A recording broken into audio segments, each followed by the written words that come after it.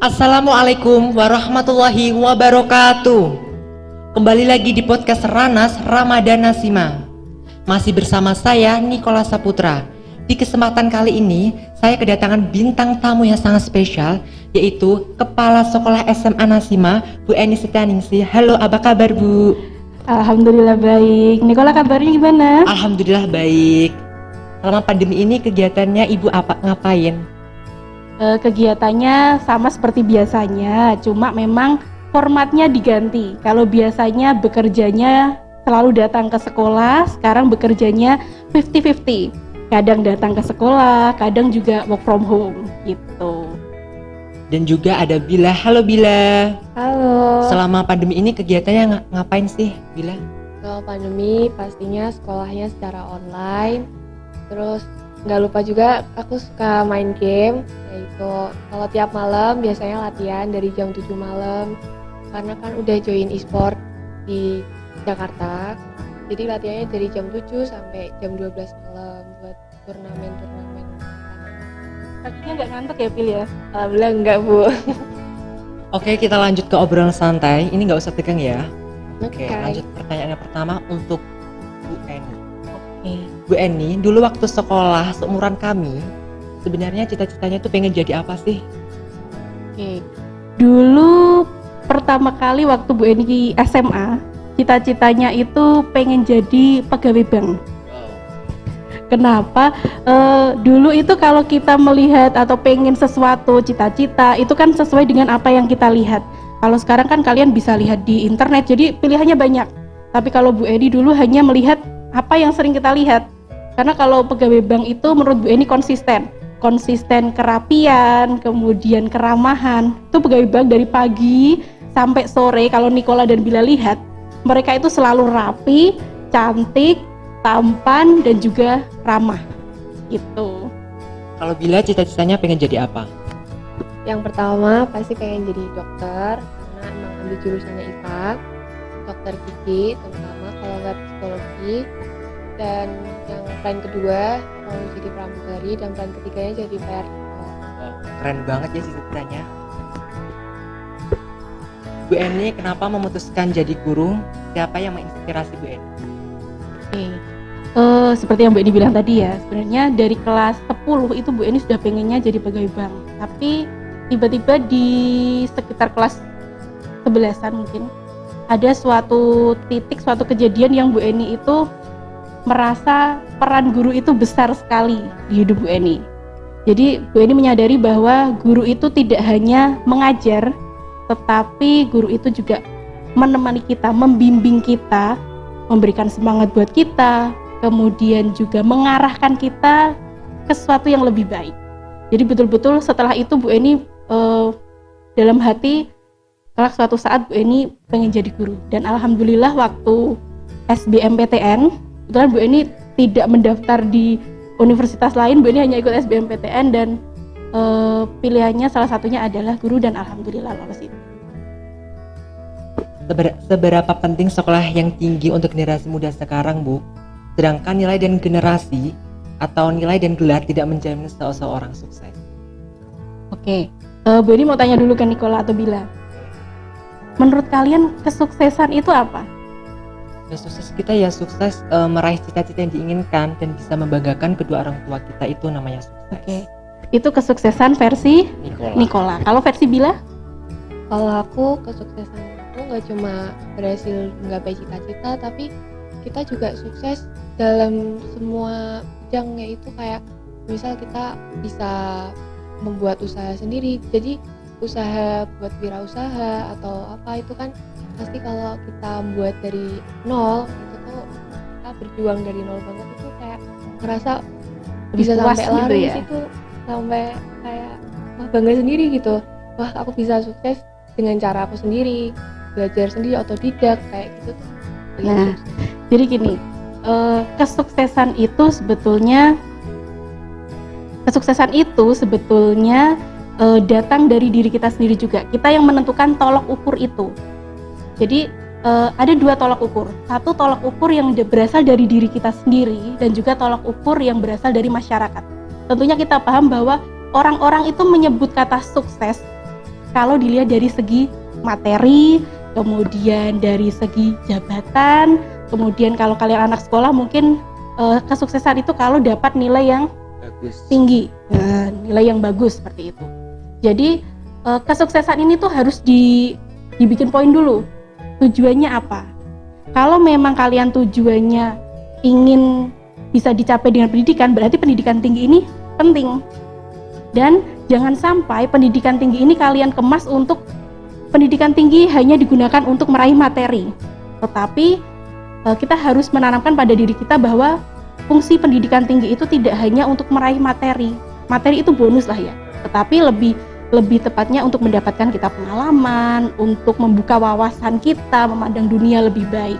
Tentunya kalau misalnya Nicola melihat orang lulusan SD atau SMP, kemudian salah satu teman Nicola lagi lulusan S1 mungkin nanti atau S2 dan lain sebagainya, pasti cara berbicaranya, kemudian pandangannya tentang berbagai masalah itu berbeda. Karena itu pentingnya kita memperoleh pendidikan yang tinggi gitu.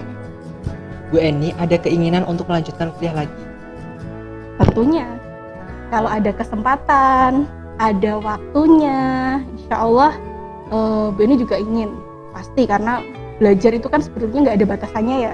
Mau umur berapapun, mau dari manapun, itu memang wajib untuk memperoleh pendidikan gitu. Oke, sekarang ke Bila. Untuk Bila, kan kemarin mengikuti finalis Dino Kenang. Apa sih yang perlu disiapkan agar bisa mengikuti seleksi Dino Kenang? Jadi Dino Kenang itu kan dikenalnya ajang Duta Pariwisata Kota Semarang. Jadi kita harus belajar tentang pariwisata budayaan tentang Kota Semarang, pengetahuan umum, dan bahasa Inggris. Kalau kalian udah bisa menguasai 3 materi itu, kalian pasti bisa ngelewatin tes tertulis, tes wawancara, dan nanti juga ada tes penampilan atau catwalk. Nah, habis itu ada audisinya nih. Audisinya itu kita pertama secara online, tes tertulis dulu, ada 100 soal selama 1 jam. Itu udah mencakupi 3 materi tentang pariwisata, bahasa Inggris, pengetahuan umum, jadi satu semua. Dan habis itu besoknya kita lanjut lagi buat tes wawancara dan penampilan secara catwalk itu langsung offline. Jadi langsung tempatnya itu di Kota Lama. Jadi tes wawancaranya itu kita dikasih soal 1 dan kita harus jelasin versi kita sendiri, dan tes penampilannya itu dari rapian, rambut, dan pakaian, dan secara kita jalan itu juga dinilai. Tuh. Nggak les berarti ya? Ya Bu, otodidak sendiri. Keren ya Bu ya. Tepuk tangan dong. Ini sepertinya bisa ditularkan ke teman-teman yang lain atau kita yang adik-adik. nonton nih. Oke. Bila gimana sih kok bisa masuk ke 15 besar finalis Dino Kenang? Awalnya juga nggak percaya kalau Nggak nyangka dia ya? nggak nyangka, karena banyak teman-teman aku yang ikut tahun-tahun kemarin nggak keterima, padahal umur aku kan masih 17 tahun dan kakak-kakak aku itu udah pada kuliah, kerja, dan katanya ada yang bilang nih kalau mau masuk kayak gitu tuh SMA tuh agak susah buat diterima gitu kan, dan nggak percaya aja, ternyata pertama kali Alhamdulillah daftar ya. langsung keterima Keren. gitu. Nah habis itu pas malam itu diumumin, langsung besoknya buat ke balai kota buat ikut karantina pembekalan. Nah karantina pembekalan itu ada penyampaian materi-materi, ada tentang pariwisata, pengetahuan pemerintah, pengetahuan umum, bahasa Inggris, terus ada kepribadian juga, tentang kebudayaan. Nah nanti semua materi-materi itu diuji di suatu hari nanti buat mencari 6 besar itu. Nah, kayak gitu. Nanti juga ada tes presentasi. Kita udah nggak pakai tes penampilan lagi karena kan udah di awal nih. Nah tes presentasi itu isinya itu kita harus mengisi ide konsep vlog kita. Jadi kita nanti disuruh survei ke suatu tempat tapi yang nggak terkenal gitu tempatnya. Jadi kayak bukan Lawang Sewu, Sampokong. Jadi kita harus mencari survei tempat yang masih sepi atau banyak orang belum tahu kayak gitu. Mengeksplor tempat baru Iya, gitu ya. benar banget Bu. Bila kasih tips dong ke aku atau ke peserta lainnya, bagaimana sih cara tampil di depan banyak orang biar gak grogi gitu loh. Kan banyak orang yang gak pede apa segala macem lah, kayak kurang cantik, kurang ganteng, kayak gitu kan harus dilewati gitu loh ya. Ya gak sih kayak kamu gitu. Iya bener banget. Yang pertama sih pasti percaya diri, itu pasti pertama. Yang kedua, kalian harus siap mental. Maksudnya mental tuh semua tuh sekarang tuh sering lah dipakai, kayak harus kayak siap hujatan atau apa, itu kan nggak boleh lemah kayak gitu. Yang ketiga, penampilan, karena good impression itu pasti dilihat dari penampilan dulu. Kalau penampilan kalian nggak siap, orang jadi kalau pas kita ngomong tuh jadi agak percaya nggak percaya gitu, ini ngomongnya agak bener nggak sih, jadi nggak percaya nih kayak gitu. Nah, public speaking juga bisa sebenarnya diolah, kita belajar public speaking tuh bisa. Jadi orang yang pertamanya yang bisa jago public speaking tuh pertamanya nggak bisa ngomong pasti di depan umum kayak gini. Jadi kita belajar di depan kaca atau kita coba ngobrol sama teman langsung gitu, buat video gitu kan, ternyata bisa kayak gitu diasah bakatnya gitu. Bener ya nih, gue ini kepo. Bila bisa pede belajar seperti itu, melihatnya dari siapa? Ada figur yang dijadikan contoh mungkin, atau yang ingin dijadikan sebagai acuan gitu? Sebenarnya figur pasti ada, tapi lebih sering melihat sama temen. Pertama tuh insecure Bu, insecure sama temen yang punya kelebihan public speakingnya tuh yang jago gitu Bu. Apalagi dia bisa bahasa Inggrisnya lancar gitu. Jadi kayak kok dia kalau ngomong di depan umum kok kayak nggak grogi sih, kalau salah pun juga kayak nggak malu gitu kan. Kok aku pas ngomong sama orang di depan umum kayak malu-malu gitu, kenapa ya gitu kan. Kalimatnya pun juga bisa lancar kalau ngomong.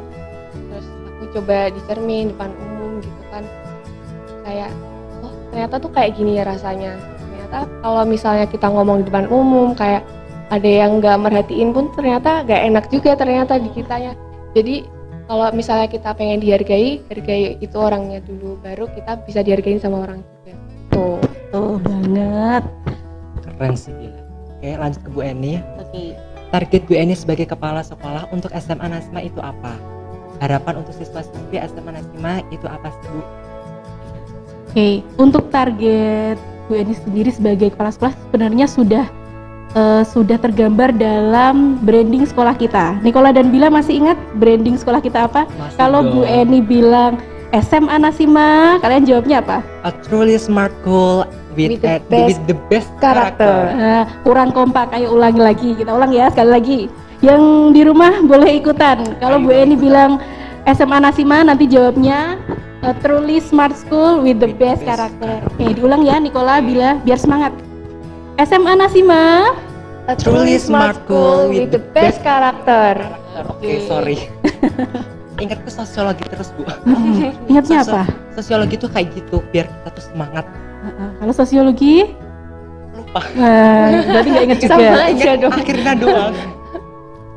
Oke, jadi sebetulnya target Bu Eni itu ada di dalam branding itu, a truly smart school. Jadi Bu Eni itu sebelum ada pandemi, Bu Eni sudah bikin branding yang dijabarkan dalam beberapa program bahwa SMA Nasima ini harus jadi smart school yang sesungguhnya, karena kita punya sumber daya manusia dan juga kita punya sarana prasarana yang cukup memadai gitu. Dan alhamdulillahnya ketika masa pandemi dan kita harus beralih ke sistem pembelajaran daring, kita bisa langsung beradaptasi. Jadi istimewanya itu, kalau mungkin sekolah lain harus pakai WA dulu untuk ngirim tugas, harus siswa datang ke sekolah ambil tugas kemudian nanti ngumpulin lagi, kita bisa langsung menerapkan IT dengan menggunakan Microsoft 365 itu. Dan alhamdulillahnya juga Bu Eni bangga sekali dengan peserta didik di SMA Nasima, bahwa kalian itu juga jadi peserta didik yang mudah melakukan perubahan, jadi mengikuti zaman. Ketika zaman sekarang kita harus mengikuti pembelajaran daring, kalian langsung bisa menyesuaikan menggunakan Microsoft 365, itu luar biasa sekali.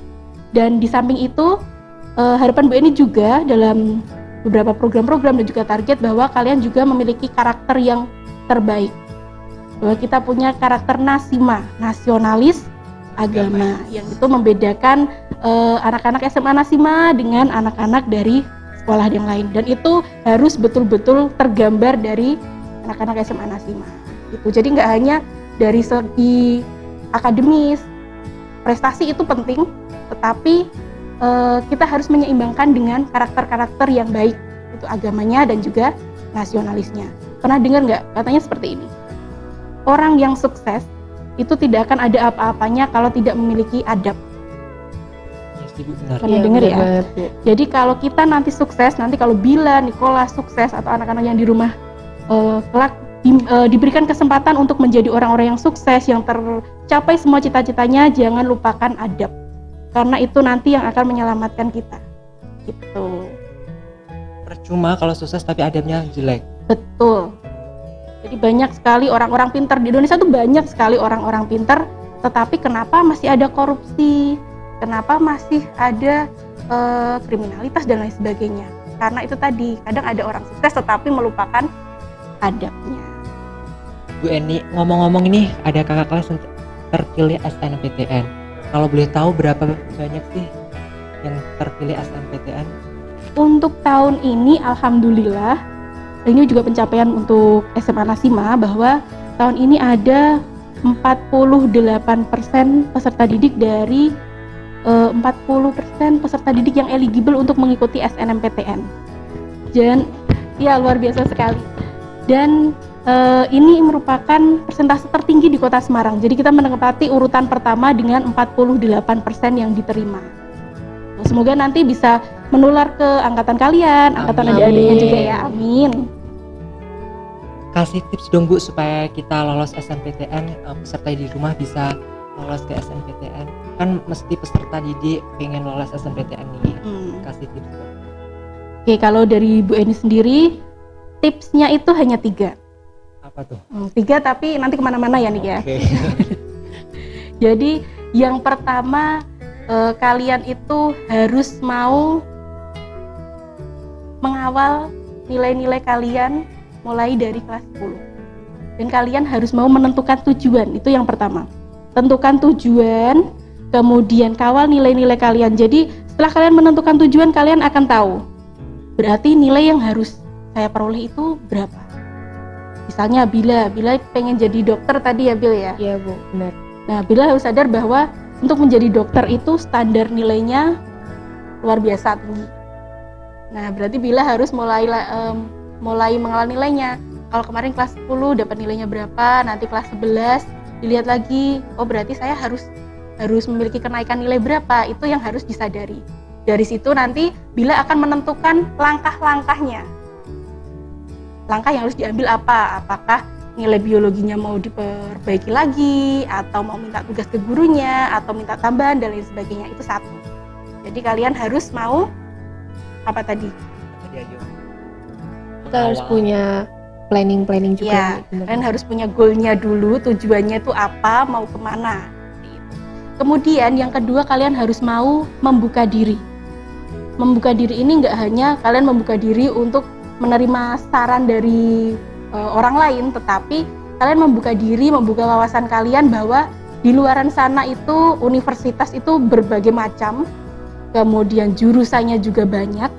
Yang mungkin selama ini kalian taunya jurusan, kalau anak IPS taunya jurusannya apa nih? Akuntansi, manajemen, hukum, seperti itu ya mungkin. Kalau anak IPA rata-rata kalau ditanya mau jadi apa? Jadi dokter. Semua jadi dokter seperti itu. Tetapi ternyata di universitas di luar sana itu tuh jurusan tuh banyak sekali. Kadang ada kelas kalian yang diterima di jurusan yang kita baru sadar, oh ada tuh jurusan seperti ini. Nah itu yang perlu kalian cari tahu lebih lagi. Jadi membuka diri kalian. Jadi tidak hanya kalian mainan internet itu untuk main Instagram, TikTok, tapi coba kalian mencari informasi tentang studi lanjut. Kemudian yang ketiga yang gak kalah pentingnya adalah doa dan restu. Doa dari diri sendiri, meminta doa kepada orang lain, orang tua, dan juga restu orang tua pastinya gitu. 3 itu aja tadi yang dipegang dulu. Insya Allah kalau sudah 3 itu diterapkan, yang lainnya ngikut. Oke, sekarang lanjut ke Gila. selain ikut Jendok Kenang, dengar juga pernah ikut Semarang Night Carnival ya? Iya bener banget. Aku ikut itu juga karena ngerasa punya bakat di entertainment. Jadi aku join Semarang Night Carnival. Nah, bisa ikut Semarang Carnival itu awalnya kenapa sih? Awalnya pas SMP itu dari sekolah ditunjuk langsung buat jadi perwakilan buat ikut Semarang Night Carnival Kota Semarang. Dan pas itu aku ngerasa kayaknya kurang cocok di aku, kayak wah kayak minder gitu kan rasanya, kayaknya nggak cocok nih kalau aku pakai kostum kayak gini di depan umum gitu kan, agak malu pertama tuh. Cuma dari dukungan ortu suka banget kalau aku lihat pakai baju kayak kostum kayak gitu, pasti lebih cantik pakai kayak gitu kan. Terus kenapa nggak dicoba, kalau kita kan belum bisa ngerasain kalau belum coba kan. Kita coba dulu, ternyata kelanjutan. Nyaman, Tuh, iya lama-lama nyaman ya. Bu. Pengalaman apa sih yang didapat dari mengikuti Semarang Night Carnival? Pengalamanku sih, aku sekarang jadi lebih bisa percaya diri lah pakai kostum kayak gitu, besar banget kan di depan umum. Terus kita jalannya jauh banget tuh dari arah balai kota, terus langsung muterin arah Imam Bonjol, langsung balik lagi ke balai kota.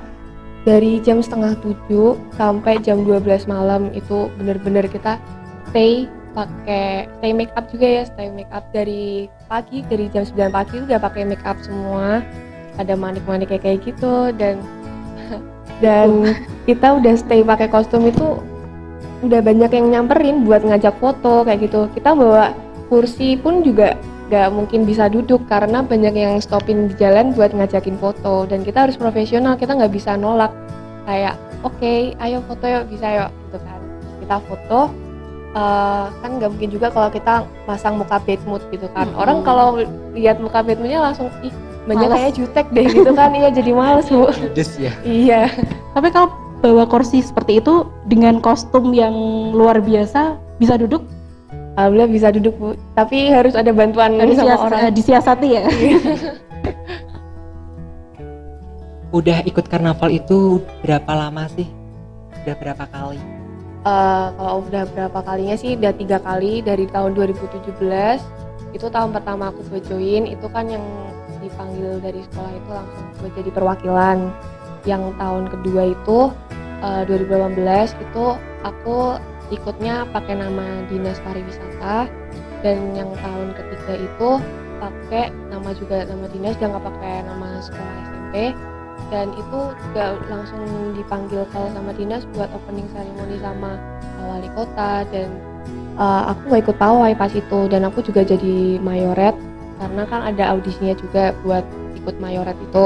Jadi mayoret itu paling depan buat kayak kalau misalnya kita bawa tongkat nih, ada orang yang ganggu gitu kan, yang jahil-jahil bawa ngambilin kostum gitu kan, ya kita bisa pakai tongkat itu buat ini nge-defense, Mengamankan jalan gitu ya. ya buat teman-teman yang lain di belakang kan, kasihan gitu, buat agak kasih space lah buat jalan, karena kita kesempitan juga pas kayak gitu. Bila acara Semarang Night Carnival itu, kamu kalau pakai kostum berat gak? Apa ada latihan khusus gitu? Pasti kalau ditanya berat banget, karena baju kayak gitu ternyata beratnya bisa sampai 15 kilo. Wow, keren sih. Ada juga teman aku yang pakai kayak gitu, pakai troli, jadi didorongin sama banyak orang gitu. Dia cuma berdiri di panggung troli gitu, sambil jalan juga ada. Terus aku pernah pertama kali itu berat banget karena kostumnya itu dari besi ternyata. Jadi otomatis berat banget karena badan aku yang kurus juga, jadi kesusahan buat bawa tuh. Nah, aku akalin gitu, pakai belakangnya tuh ada gabusnya gitu, ada busa-busanya gitu. Jadi pas dibawa di sini nggak terlalu capek kayak gitu. Kita sekarang lanjut Bu Eni lagi. Bu Eni, ini kan bertepatan dengan Hari Pendidikan Nasional. Apa makna Hari Pendidikan Nasional menurut Bu Eni sendiri? Makna Hari Pendidikan Nasional sendiri itu bisa membawa kita ke arah yang lebih baik ya Nik ya. Jadi pendidikan itu memang memberikan cahaya kehidupan buat kita. Terus, Apalagi kalau kita tahu bahwa tanggal 2 Mei sebagai Hari Pendidikan Nasional itu merupakan tanggal kelahiran siapa Nikola? Ki Hajar Dewantara. Iya betul sekali. Jadi 2 Mei itu adalah hari kelahiran Bapak Pendidikan Nasional kita, yaitu Ki Hajar Dewantara. Jadi mungkin kalian juga sudah tahu ya bahwa Ki Hajar Dewantara ini memperjuangkan pendidikan bagi kaum pribumi, di mana dulu di masa kolonial Belanda yang boleh bersekolah itu hanya anak-anak dari keturunan Belanda dan juga warga Indonesia yang kaya, kemudian yang keturunan dari bangsawan seperti itu. Jadi betul-betul Ki Hajar Dewantara ini bagaimana caranya supaya orang-orang pribumi ini juga memperoleh pendidikan yang layak seperti itu. Dan juga Ki Hajar Dewantara itu pas dulunya itu pernah diculik loh Bu, pernah diasingkan. Kemudian dia tuh diasingkan di mana gitu, kemudian dia tuh kan kayak bosen, kayak dikurung gitu kan. Kemudian kayak lihat ada orang mengajar, kemudian tuh orangnya tuh kayak mengajar tuh kayak didiskriminasi gitu loh, kayak gitu. Kemudian tuh diganti oleh Ki Hajar Dewantara sehingga mengajar itu diterapkan di Indonesia. Iya betul. Makanya untuk memaknai Hari Pendidikan Nasional di Indonesia ini, buat kalian juga para pelajar harusnya dimaknai dengan betul-betul bagaimana memanfaatkan pendidikan yang sudah kita dapat ini sebaik-baiknya. Dengan cara apa? Dengan cara belajar. Jangan sampai yang sudah diperjuangkan oleh pahlawan-pahlawan kita dulu, salah satunya Ki Hajar Dewantara, ini sia-sia. Jadi betul-betul dimanfaatkan kesempatan yang kita dapat itu, jangan sampai mubazir, bisa dibilang seperti itu. Kemudian lagi ada, jadi pendidikan itu tidak hanya pendidikan yang di sekolah ya. Jadi Bu Eni ingat betul salah satu gagasan dari Ki Hajar Dewantara, yaitu Trisentra Pendidikan, bahwa ada 3 pusat pendidikan. Yang pertama dari keluarga, kemudian yang kedua dari sekolah, dan yang ketiga itu dari masyarakat. Kalau keluarga itu tentunya pendidikan yang pertama yang kita dapat. Kemudian sekolah seperti yang saat ini kita lakukan. Kemudian yang ketiga masyarakat. Seperti tadi Bila misalnya. Bila tidak diajarkan oleh sekolahnya untuk dia bisa melakukan pertunjukan seperti yang tadi Semarang Night Carnival dan lain sebagainya. Tetapi Bila mendapatkan semua pengalaman itu dari mana pembelajarannya? Dari masyarakat. Ya Bila ya. Jadi memang pendidikan itu tidak hanya dari sekolah, tetapi dari keluarga dan juga dari masyarakat juga. Dan itu betul-betul harus kita manfaatkan dengan sebetul-betulnya, sebenar-benarnya, harus kita jangan sia-siakan. Apalagi Kesempatan tidak datang betul, 2 kesempatan kali. tidak datang 2 kali, apalagi seperti saat ini kalian memperoleh kesempatan untuk terus melakukan pembelajaran secara daring meskipun seperti itu, tetapi jangan sampai disia-siakan. Mungkin kalian banyak yang ngeluh, Bu, tapi kalau daring banyak tugasnya. Nikola juga gitu ya. Ngeluh lah, bukan masa manusia gak boleh ngeluh sih, kan itu tugasnya tuh berat Mas. Umpamanya kayak gini ya, ini hari Selasa. Kemudian tuh kayak ini ya, pembelajaran bahasa Jawa, kemudian ada PR, matematika ada PR. Semua itu ada PR kan ya. Kepala pusing, Bu, pusing tambah pusing sampai dengan pusing-pusing. Oh, pusing kuadrat gitu ya, Nik, Iya, ya? iya.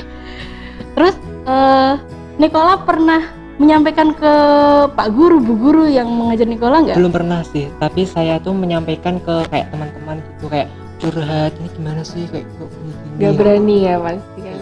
Gosip. Gosip di BR. Nah, ini kalau misalnya gini, Bu, ini punya solusi. Ketika kalian memiliki masalah, entah itu masalah tentang pembelajaran, entah itu permasalahan dengan guru, atau permasalahan dengan teman atau siapapun itulah, jangan pernah kalian itu hanya berbicara di belakang, ya.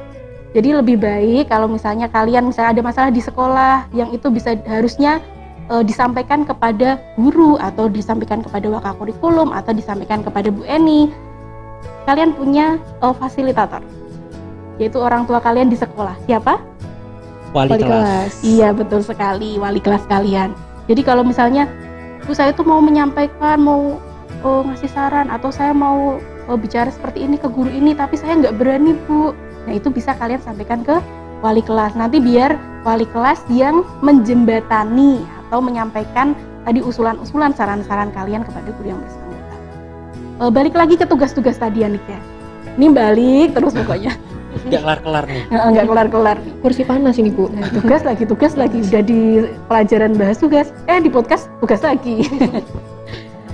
Menurut Nikola sama Bila, tadi kan Nikola udah. Kalau Nikola udah ngeluh. Kalau Bila gimana? Menurut Bila itu tugas tuh penting nggak sih? Sebenarnya penting Bu, karena banyak orang gaya belajarnya tuh beda-beda Bu. Jadi nggak bisa disamaratain. Ada yang dengerin langsung bisa paham, ada yang harus nyatet dulu, ada yang dikasih tugas baru bisa memahamin soalnya, jadi bisa nerapin di materi-materi selanjutnya. Jadi tugas itu emang sebenarnya penting dan wajib sih Bu sebenarnya. Tapi kalau kebanyakan gitu Bu juga banyak yang mengeluh. Iya bener Bu. Wajib tetapi harus ada takarannya seperti itu ya Iya. Gil ya. Oke. Nah, itu tadi solusinya seperti yang tadi Bu ini sampaikan ya. Misalnya kalian udah merasa kok ini pelajaran A kok tiap hari kok tugas terus ya? Ya pernah Bu, kayak mapel lain itu nggak ada meet, nggak ada jelasin, kemudian tugas kan ya kita nggak paham. Kalau Ya. nggak dikumpulin nggak dapat nilai, ntar nggak naik kelas, gimana Ya. dong? Nah itu kalau kamu hanya diam, kamu hanya ngomong-ngomong sama misalnya Nikola ngomong sama Bila, kira-kira Bu Eni tahu nggak? Ya enggak lah. Enggak, itu sama nih prosesnya. Kalau Nikola tidak menyampaikan ke Bu Eni ya nggak tahu. Oh gitu, taunya Bu Eni. Oh ya, pada baik-baik saja. Ngomong di Oke, belakang. Nikola Iya. menerima itu. Nikola ternyata bisa memenuhi semua tugas-tugas. Tapi kalau misalnya dibalik semua itu ternyata kalian di rumah, aku nggak sampai nggak sempat ini sampai ini. Tapi ketika kalian tidak menyampaikan hal itu, orang lain nggak akan tahu. Gitu ya Nik ya. Oke, yang di rumah juga seperti itu. Makanya sama juga dengan pelajaran. Ketika kalian diajar oleh Bapak Ibu guru terus nggak mudeng tapi nggak bertanya juga, kira-kira Bapak Ibu guru tahu nggak kalau kalian itu paham apa enggak? Enggak Tahu Bu. kan? Kalau nggak bertanya ya mungkin Bapak Ibu guru merasanya oh berarti sudah paham semua. Apalagi kalau pembelajaran daring, ada yang belum jelas, ada yang mau tanya, diam aja nih. Kan malu Bu, malu.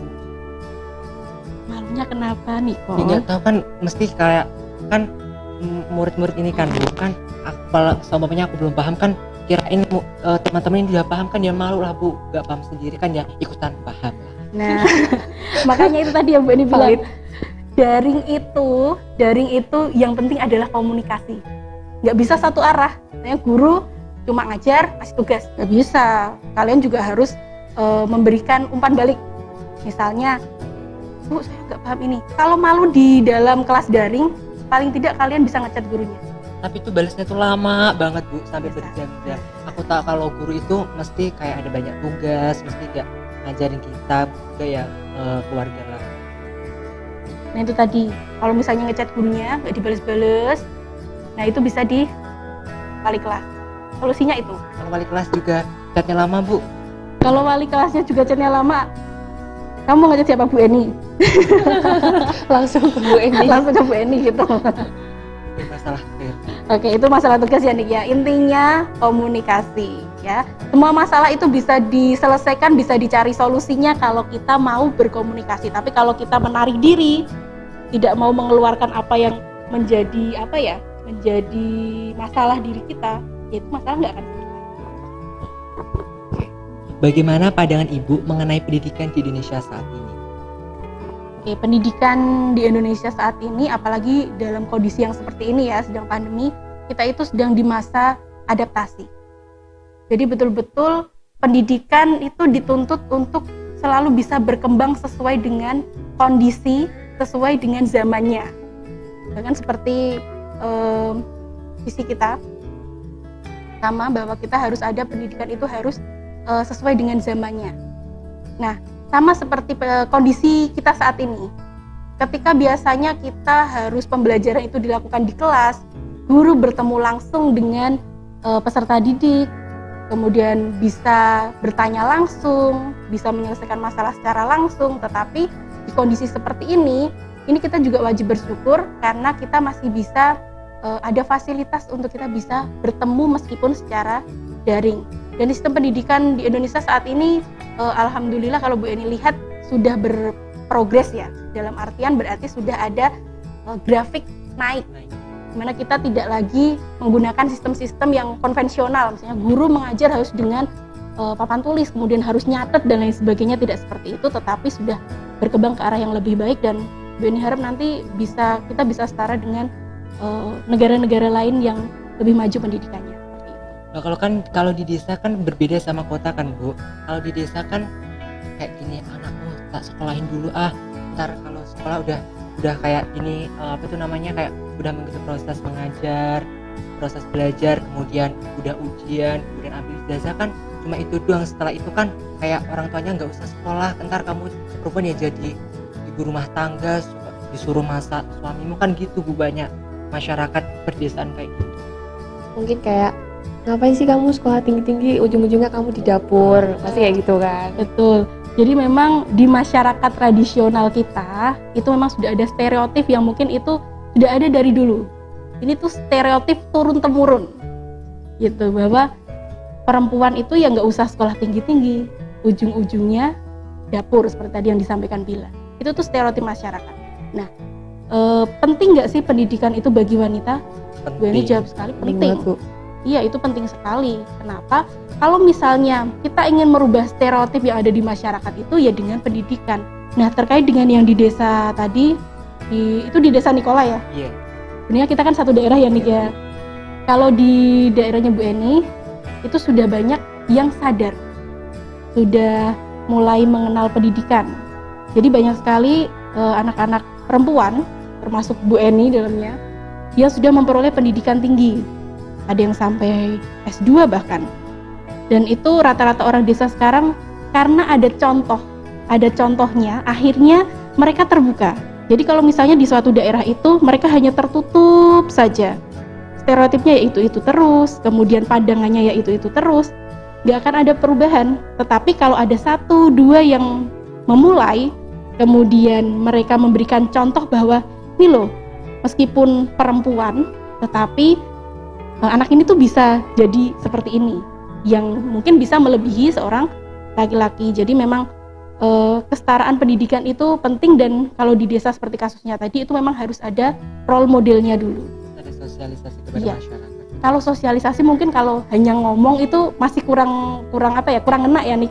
Tapi kalau ada role modelnya, ada contoh nih di hadapan anaknya ini gitu misalnya, atau ada anak ini tuh sukses nih, cewek bisa jadi dokter, kemudian bisa membanggakan desanya, bisa kembali ke desa, berbakti ke desanya, itu pasti akan menjadi jadi kayak role model di desa itu, dan nanti ya, akhirnya ya terbuka semua. Betul. Iya, kayak ningkatin derajat keluarganya ya kan, Bu. Betul sekali. Tapi Bu, dulu kan 2019 aku kan kayak sama orang tua aku nih, Bu. Dulu tuh setelah lulus SMA itu aku tuh bingung mau sekolah mana. Kan aku tuh pengen sekolah Semara sama omku, tapi tuh udah orang tuaku tuh gini, nggak ngabarin omku, dia tuh aku tuh gini, kok belum dapet sekolah nih aku udah nggak usah sekolah 1 tahun. Aku yang nggak mau lah, bukan sekolah nggak 1 tahun itu kan ketinggalan pelajaran, keburu lupa ya nih iya. Kan libur 1 tahun disuruh ngusah, nggak mau lah. Sapinya banyak berarti ya nih ya. Terus Nikola akhirnya bisa sampai ke Nasima itu seperti apa? Ya omku menyaranin di sini sih, kayak aku suka di Nasima aja, sini tuh kualitasnya bagus, gurunya juga baik-baik. Kan sebelum ke Nasima kan ya di internet itu kayak Nasima tuh misinya tuh apa aja sih. Berarti kalau tadi orang tua menyuruh, ya kamu gak usah sekolah dulu 1 tahun, terus Nikola berarti menjelaskan kan ke orang tua? Ya iyalah, menjelaskan kalau pendidikan itu penting, sekolah itu penting untuk masa depan kita, supaya bisa mengubah keluarga kita menjadi lebih baik. Betul sekali. Jadi terkadang gini, kita perlu menjelaskan kepada orang tua, bukan berarti kalau kita itu menentang itu berarti kita salah atau kita itu kurang ajar ke orang tua ya, tidak sopan seperti itu. Tetapi memang dalam kita menjelaskan ke orang tua itu harus dikemas dengan bahasa yang sopan, yang santun, kemudian pemilihan katanya itu memang harus betul-betul yang mereka bisa paham gitu nih, bahwa pendidikan itu penting. Kalau nanti Nikola ketinggalan 1 tahun, nanti bisa jadi tambah males atau ilmu-ilmu yang kemarin lupa gitu. Oke, ke Bila lagi nih. Pengalaman lebih berkesan di Nok Kenang atau Semarang Night Carnival, dan alasannya kenapa? Sebenarnya sih dua-duanya berkesan karena beda ya. Deno Kenang ini kan ajang duta pariwisata, dan kalau Semarang Night Carnival ini kan ajang untuk kontes kostum dan semua tuh berpartisipasi. Jadi semua itu ada kelebihan masing-masing. Kalau aku sih berkesannya di Deno Kenang itu, awalnya aku gak bisa ngomong sama sekali, benar-benar gak bisa ngomong sama sekali karena semua teman-teman aku yang lolos pun itu yang udah kerja, dan partnerku kan aku punya pasangan nih.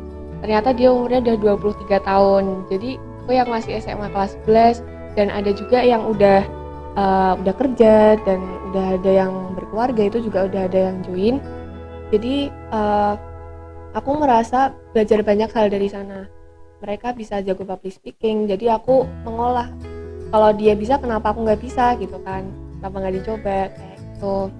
Terus kalau yang Semarang Night Carnival itu berkesannya karena aku bisa mengekspresikan diri aku menggunakan kostum itu di depan banyak orang, bisa foto bareng sama orang-orang, nanti pasti di tag di Instagram gitu kan, terus banyak orang tahu, oh ternyata ini orang ikut Semarang Night Carnival ya, banyak yang foto, nanti pasti sekolah pun bangga, teman-teman bangga, dan semua keluarga bangga. Benar nih Bu, ini kayak mau tanya lagi ya. Bila itu punya role model gitu nggak, atau mungkin diajari oleh orang tua atau mama atau siapa seperti itu? Kalau belajar kayak gitu sih enggak Bu, jadi otodidak belajar sendiri-sendiri. Jadi keren ya. Iya.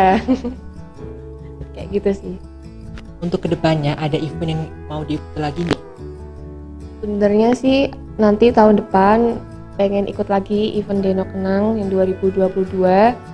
Pengennya sih harapannya bisa masuk 6 besar, karena kan terakhirnya 15 besar. Terus yang kedua juga pengen ikut lagi kalau misalnya ada Semarang Night Carnival, itu pengen ikut lagi.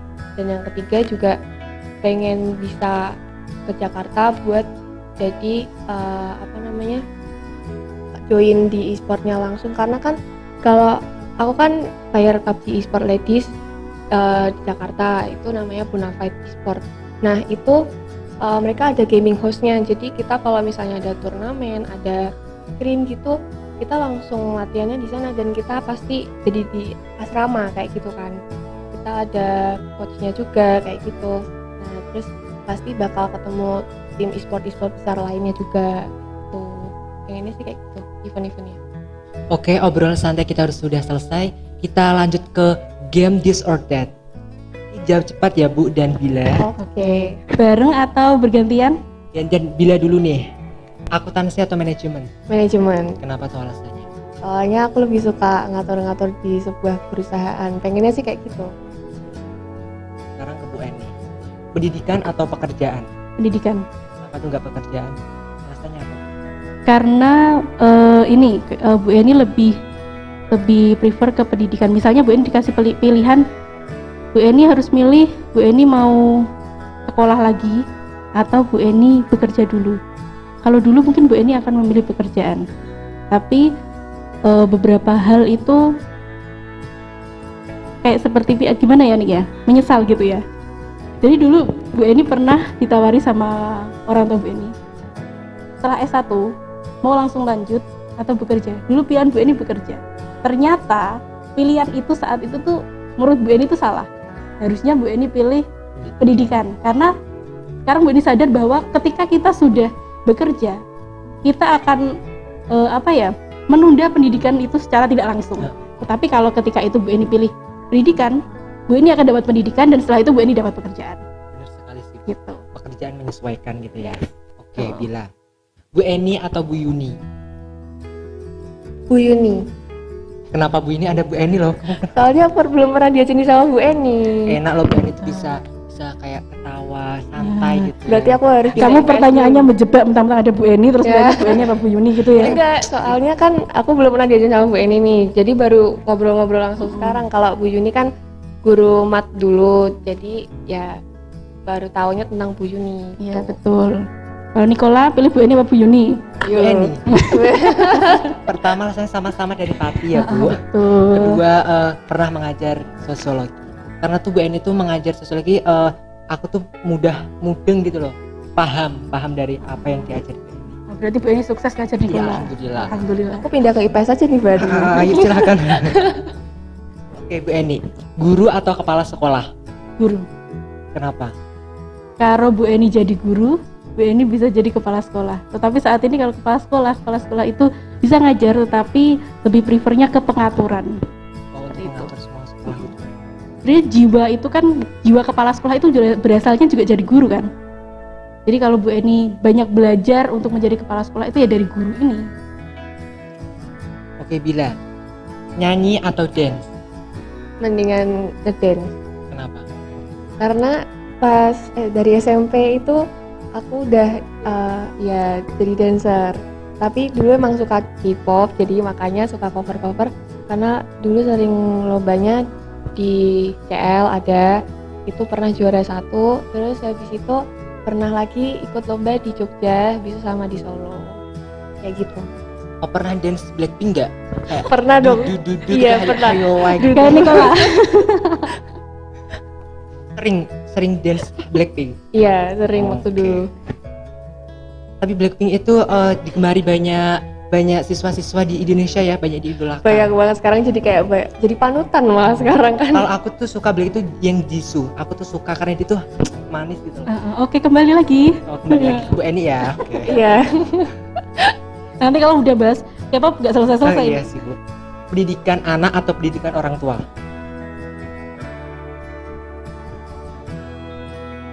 Ini sulit nih. Pendidikan anak atau pendidikan orang tua? Pendidikan anak. Kenapa?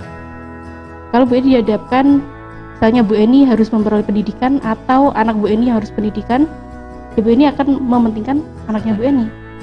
Seperti itu.